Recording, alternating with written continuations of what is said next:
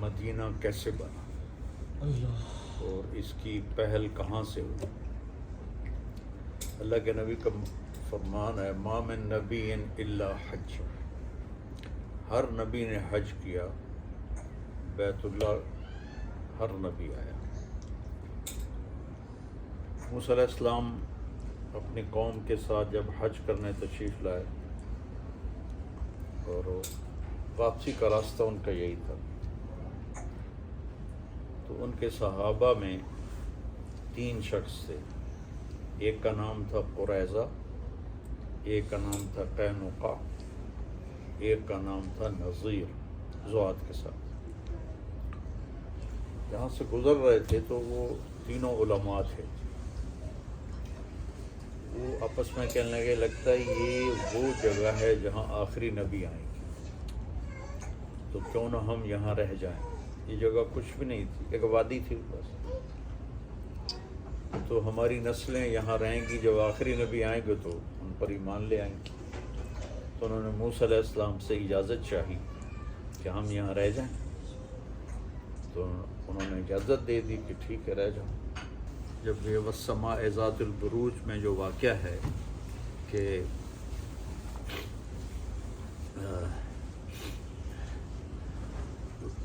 یہودی بادشاہ تھا یمن میں جس نے عیسائی مذہب قبول کرنے پر آگ میں جلا دیا تھا لوگوں کو، قتل اصحاب الاخدود النار ذات الوقود، تو کچھ قبائل یہود وہاں سے خیبر گئے، بنو قریظہ یہاں آباد ہو گئے۔ جب قوم سبا پہ عذاب آیا تو اس کے 13 نبی ان کے پاس آئے ان کو سمجھانے کے لیے، وہ نہیں مانے۔ تو وہ ڈیم میں نے دیکھا تھا یمن میں، جب میں گیا تھا 8 گھنٹے کا سفر کر کے میں وہاں پہنچا تھا، اور راستے میں قبائلی لڑائیاں، جگہ جگہ وہ کلاشنکوفیں، بڑا خوفناک ماحول تھا، لیکن میں نے کہا دیکھنا ضرور ہے۔ وہ جا کے ڈیم دیکھا، جو نہریں نکالی تھیں وہ دیکھیں، تو وہاں سے یمنی قبیلے 2 وہ نکل پڑے کہ لگتا ہے کچھ ہونے والا ہے۔ ایک کا نام اوس تھا اور دوسرے قبیلے کے سردار کا نام خزرج تھا، دونوں بھائی تھے۔ تو وہ چلتے چلاتے وہ یہاں مدینے میں آ کے آباد ہو گئے۔ جب یمن کا ایک بادشاہ تھا تبع، اس نے مدینے پہ آگے شام پر حملہ کرنا تھا، مدینے پہ جب وہ اٹیک کرنے لگا تو یہود کے علماء نے اس سے کہا یہاں آخری نبی آنے والا ہے، یہاں یہ کام نہ کرو، تمہیں نقصان ہو سکتا ہے۔ تو اس نے پھر نا اپنی فیملی میں سے، اپنے شاہی خاندان سے ایک خاندان کو یہاں مدینے میں آباد کر دیا، اور ایک تحریری خط بھی لکھ دیا، وہ اشعار مجھے یاد تھے لیکن اب بھول گئے، کہ میں اس آخری نبی پہ ایمان لایا۔ تو وہ جس فیملی کو یہاں چھوڑ کر گئے تھے، اس کے مہمان بنے میرے نبی ابو ایوب انصاری، طبع کی چھوڑے ہوئے خاندان میں سے تھے۔ اس وقت کی دعا کو اللہ نے یہ آنر دیا کہ ابو ایوب کے مہمان بنے ہمارے نبی۔ تو اوس و خزرج کو آپس میں لڑا کر یہ تینوں یہودی قبیلے مال بناتے تھے، ان کو سود پہ پیسے دیتے تھے، ان سے یہ مال بناتے تھے۔ تو اللہ تعالیٰ نے آخری نبی کو مبعوث فرمایا، تو 10 سال ہو گئے آپ کو دعوت دیتے، کوئی ایمان نہیں لایا سوائے 150 آدمی۔ تو نبوت کے 10ویں سال آپ مینا میں حج کے دنوں میں مینا میں گشت کرتے تھے، جیسے ہم تبلیغی دوست گشت کرتے ہیں۔ تو کوئی میری بات سن کے مان لیا، تو ایک جگہ سے گزرے تو کچھ لوگ نوجوان وہاں بیٹھے ہوئے آگ روشن کر کے روشنی کے لیے بیٹھے ہوئے تھے۔ آپ نے دیکھا سارے نوجوان ہیں، تو آپ ان کے پاس گئے، میری بات سنو گے؟ وہ کہنے لگے تم کون ہو؟ کہا میں اللہ کا نبی ہوں۔ تو وہ ایک دوسرے کو دیکھنے لگے، وہ کہنے لگے یار وہ یہودی باتیں کرتے ہیں کہ ایک نبی آنے والا ہے، کہیں یہ وہ نہ ہو، تو آؤ اس کی سنیں۔ تو وہ تھے ابو الحسن بن تیہان، عبداللہ بن رواحہ، سعد بن الربیع، اسعد بن زرارہ، نعمان بن حارثہ، یہ وہ وہاں بیٹھے ہوئے تھے۔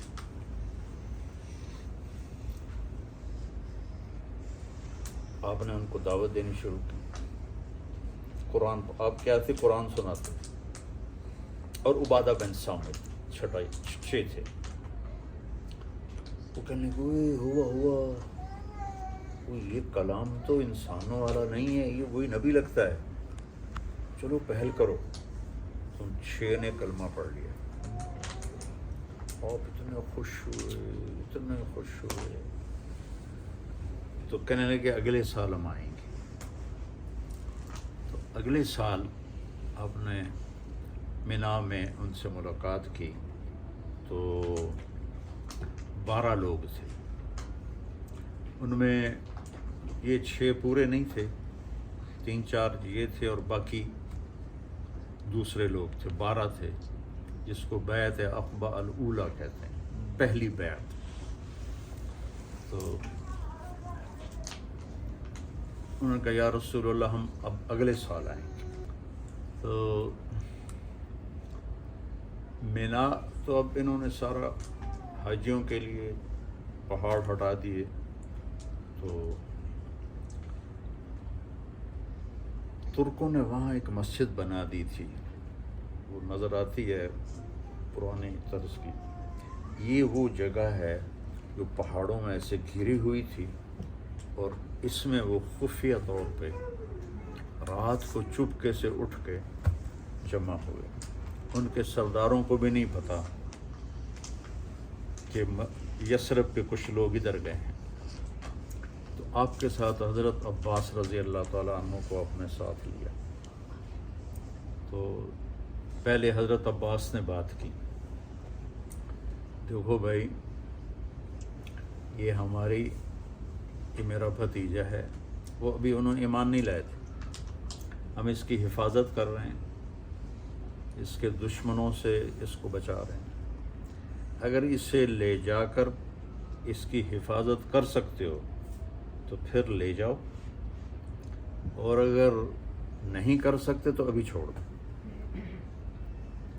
تو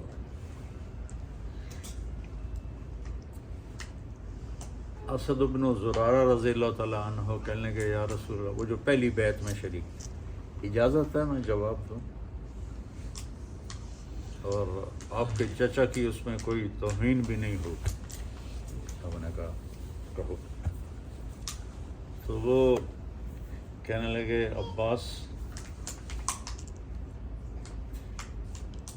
چوڑیاں ہم نے بھی کوئی نہیں پہنی ہوئی، نحن ابناء الحرب کابرا عن کابر، ہم نسل در نسل جنگجو لوگ ہیں۔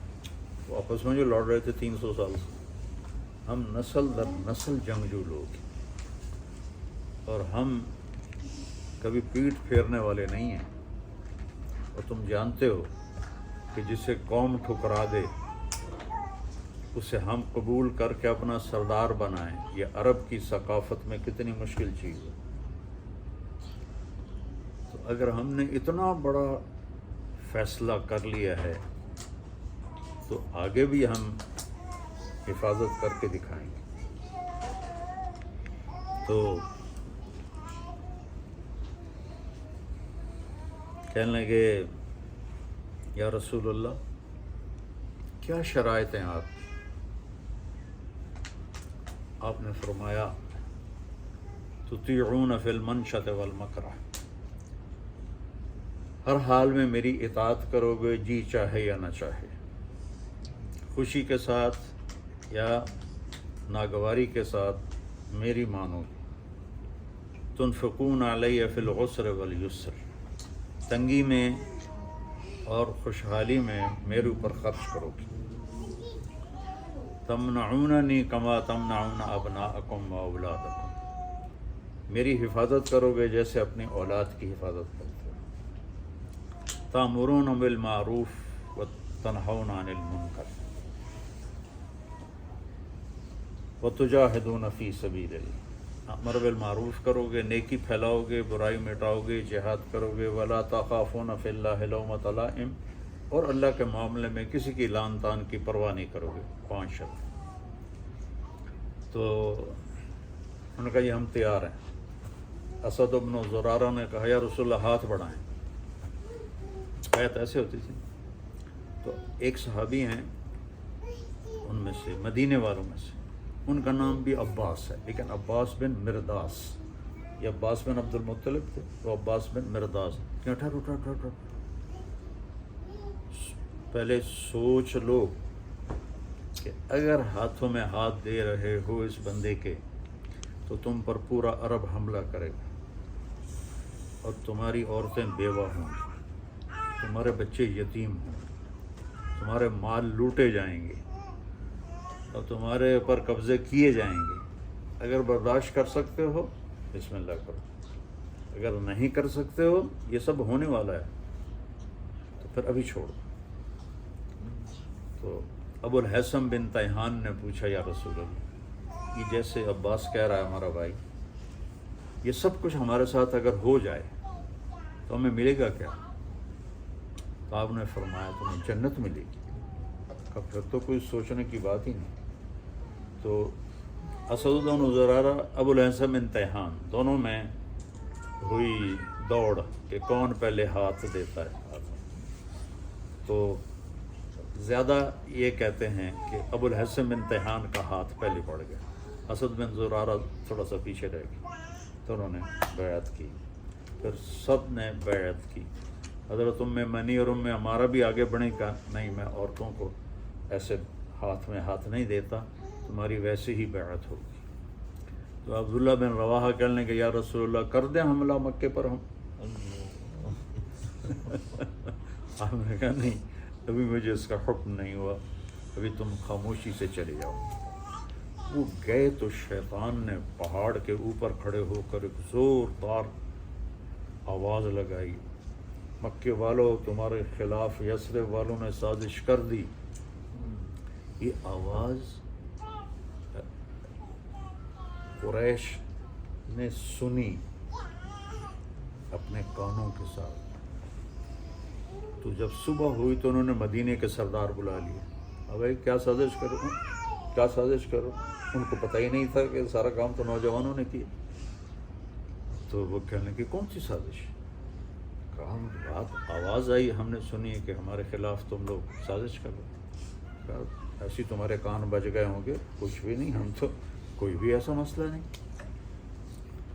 تو چلتے وقت صحابہ مدینے والوں نے کہا یا رسول اللہ پھر اب آئیں نا ہمارے پاس۔ آپ نے کہا جب اللہ کا حکم آئے گا تو میں آ جاؤں گا۔ تو اس حج کے بعد آپ نے ہجرت کی اجازت دی، تو صحابہ نکلنے لگے، ایک دو، کوئی چھپ کے کوئی کھل کے۔ حضرت عمر رضی اللہ تعالیٰ عنہ نے جب ہجرت کا ارادہ کیا تو زرہ پہنی اور ہتھیار سجائے اور بیت اللہ کا طواف کیا، اور کہنے لگے جو یہ چاہے کہ اس کے بچے یتیم ہو جائیں اور بیوی اس کی بیوہ ہو جائے تو آ جائے، میں جا رہا ہوں۔ کسی کو جرت نہیں ہوئی اٹھنے کی، سورے سے دم بخود۔ تو ابو بکر صدیق نے اجازت مانگی تو کہا نہیں۔ تو انہوں نے کہا کیا میں آپ کے ساتھ ہوں؟ آپ نے کہا ہاں۔ تو وہ رونے لگے۔ تو 27 सफ़र नबूवत का 13वां साल, 27 सफ़र नबूवत का 13वां साल आप हज़रत अबू बकर के पास आए कि, और ये जुमरात का दिन था कि आज मुझे हिजरत की इजाज़त मिल गई है। तो वो कहने लगे या रसूलुल्लाह, मैंने एक ऊँटनी पाल के रखी है, इस दिन के लिए वो मैं आपको गिफ्ट करूँगा, जो मशहूर ऊँटनी कसवा। तो आपने कहा नहीं, मैं गिफ्ट नहीं लूँगा, मैं पैसे अदा करूँगा, ये अल्लाह का रास्ता है। तो इधर कुरैश का आपस में मशवरा हो रहा था, भाई हम इस तंग हो गए इस शख्स से, तो उसका किस्सा निपटाएं, क्या करें। कोई कहे इसको कैद कर दो, तो शैतान भी बीच में बैठा हुआ था इंसानी शक्ल में, इब्लीस। तो कोई कहे इसे कैद कर दो, उनका बनो हाशिम खड़े हो जाएंगे। कोई कहे इसे मक्के से निकाल दो, का या दूसरी जगह डेरा लगा के अपना काम शुरू कर दो। तो किसी तजवीज़ पे इत्तेफाक नहीं हो रहा था। तो शैतान ने कहा एक तजवीज़ मेरी भी है। तो क्या कहा, हर कबीले से एक आदमी लो और इसके घर का घेरा डाल दो, तो जब सुबह निकले तो सारे मिल के कत्ल कर दो, तो फिर किसी एक पर इल्ज़ाम नहीं आएगा, तो बनु हाशिम सबसे तो नहीं लड़ सकते। तो हाँ यार, तूने सही बात की। अपने हज़रत अली को अपने बिस्तर पर सुलाया। सितंबर का महीना था, गर्मी थी, तो बाहर आप सहन में चारपाई थी, तो उन्होंने अपने ऊपर चादर ले ली और आप बाहर निकले और मुट्ठी रेत की ली और वजअलना मिन बैन ऐदीहिम सद्दन व मिन खल्फिहिम सद्दन फ़अग़शयनाहुम फ़हुम ला युबसिरून। हमने उनके आगे भी दीवार खड़ी कर दी, पीछे भी दीवार खड़ी कर दी, वो अंधे हो गए और ऐसे फेंकी, वो सबकी आंखों में पड़ी और थोड़ी देर के लिए सबको नज़र आना बंद हो गया, आप आराम से निकल गए। तो शैतान ने शोर मचा, वो निकल गया निकल गया। तो उन्होंने देखा तो आगे हज़रत अली सोए हुए थे, कहा नहीं निकला नहीं निकला, वो पड़ा हुआ है। एक ने उठा के पत्थर मारा, हज़रत ने हाई की, दूसरा पत्थर मारा, उन्होंने आए, तीसरा, 3-4 पत्थर पड़े तो उनकी आवाज़ निकली। खैर वो मुतमईन हो गए कि ऐसा नहीं है। आप अबू बकर सिद्दीक़ रज़ियल्लाहु अन्हु के घर गए, तो वहाँ से ये 27 की रात है और शब जुमा है, जुमा की रात। आप चले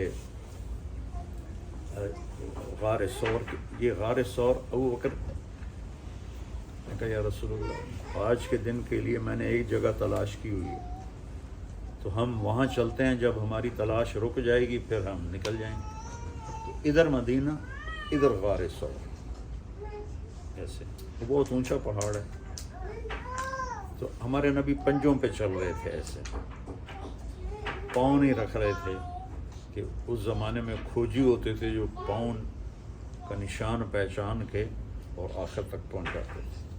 हमारे दादा के भाई का ऊँट गुम हुआ था जब कच्ची सड़कें थीं, तो वो उसके पीछे चलते चलते चलते, गांव का पता है ना, डेरा गाजी खान पहुँचे, डेरा गाजी खान से चोटी पहुँचे और उस डेरे पर पहुँचे जहाँ ऊँट बंधा हुआ था। 300 किलोमीटर, कुछ सड़कें कच्ची थी, तो वो इतने माहिर होते थे खोजी। और अबू बकर कभी आगे चलें कभी पीछे चलें, कभी आगे चलें कभी पीछे चलें। आपने कहा क्या कर रहे हो, कभी आगे आ जाते हो कोई पीछे आ जाता। कहा जी जब ख्याल आता है कोई आगे छुपा हुआ ना हो तो मैं आगे हो जाता हूँ, जब ख्याल आता है कोई पीछे से हमला ना कर दे तो मैं पीछे हो जाता हूँ। तो आपने उनको दुआ दी। तो जब आप पहाड़ पे चढ़ने लगे तो कुछ 3 किलोमीटर का सफ़र था, तो पंजों पर चलते चलते प्रेशर आकर कंकरियाँ चुभ चुभ के अंगुलियाँ ज़ख्मी हो गईं, तो वो जम नहीं रही थी चढ़ाई पर। तो अबू बकर सिद्दीक़ ने आपको अपनी कमर पे उठाया और पूरे पहाड़ तय करके ऊपर पहुँचे। तो मक्के में जाके देखना आप लोग को, तो आपको बाहर बिठा दिया और खुद अंदर घुस गया। اندھیرا تھا، چاند کی روشنی تو تھی نہیں، 27 کی رات تھی، تو ٹٹول کے سارے سوراخ بند کیے. پھر سوراخ باقی تھے تو اپنی پگڑی اتار کے پھاڑ کے بند کی. پھر بھی سوراخ باقی رہ گیا تو اپنا کرتا اتارا اور پھاڑ کے سوراخ بند کیے. ایک باقی رہ گیا، وہ جس میں سانپ تھا، اس پہ اپنی ایڑی رکھ، کہا یا رسول اللہ آ جائیے. اندھیرے میں آپ کو نہیں پتہ چلا کہ ابو بکر نے کیا کیا؟ جب تھوڑی صبح ہوئی، روشنی ہوئی، تو دیکھا ابو بکر کے نام پگڑی نہ کرتا. کہا ابو بکر یہ کیا؟ کہا یا رسول اللہ یہ سارے سوراخ تھے، مجھے ڈر لگا کوئی چیز اس میں نقصان دینے والی نہ ہو، اس لیے میں نے کرتا پھاڑ کے پگڑی پھاڑ کے یہ سارا بند کیا ہے. تو ایک دم ہمارے نبی کے آنسو نکل آئے، رونے لگے. کہ یا اللہ میں ابو بکر سے راضی ہوں، تو بھی اس سے راضی ہو جا اور اسے جنت میں میرا ساتھی بنا جا. تو ایک دم جبریل آئے اور کہنے لگے یا رسول اللہ، اللہ تعالیٰ خوشخبری دے رہے ہیں کہ ہم ابو بکر سے راضی ہو گئے اور جنت میں آپ کا ساتھی بنا دیا. تو آپ کے بیٹے تھے عبداللہ بن ابو بکر، وہ تھوڑی رات گزر جانے کے بعد غار ثور پر چڑھتے اور سارے دن کے حالات بتاتے، اور صبح صادق سے پہلے نیچے اتر کے چلے جاتے مکے. تو پیچھے آپ کے غلام تھے، وہ وہاں بکریاں چھوڑ دیتے تاکہ قدموں کے نشان کو کوئی پہچان نہ لے. اور جب رات کا اندھیرا ہو جاتا تھا تو وہ دودھ بکریوں کا نکال کے، تو وہ آپ کا غلام وہ اوپر جا کے ان کو دودھ دے کر آتا تھا. 27 کی رات، 28 کی رات، 29 کی رات. اگلے دن شروع ہو گئی، یعنی 28 کے دن، 27 کے دن کدھر گیا؟ اچھا، صبح ہوئی تو حضرت علی اٹھ بیٹھے اور وہ غصے میں آ کے انہوں نے ان کی پٹائی شروع کر دی. محمد کدھر ہے؟ مجھے کیا پتا، میں تو اندر ہوں. کہنے لگے ہمیں شک رات کو ہی پڑ گیا تھا کہ یہ محمد نہیں ہے، کیونکہ ہم اسے جتنے بھی پتھر مارتے تھے وہ ہائے نہیں کرتا تھا اور یہ ہر پتھر پہ ہائے کر رہا تھا، تو ہمیں شک پڑ گیا تھا کہ یہ محمد نہیں کوئی اور ہے. تو پھر انہیں ایک دم چاروں طرف پھیل گیا اور وہ کھوجیے تھے، وہ آپ کے پنجوں کو پہچانتا اور ثور کے اوپر لے کر آیا. آگے اللہ کے حکم سے ایک مکڑی نے، اللہ نے ایک بیل نکالی ایسے، اس کی شاخیں بن گئی، اس میں مکڑیوں نے جالے تن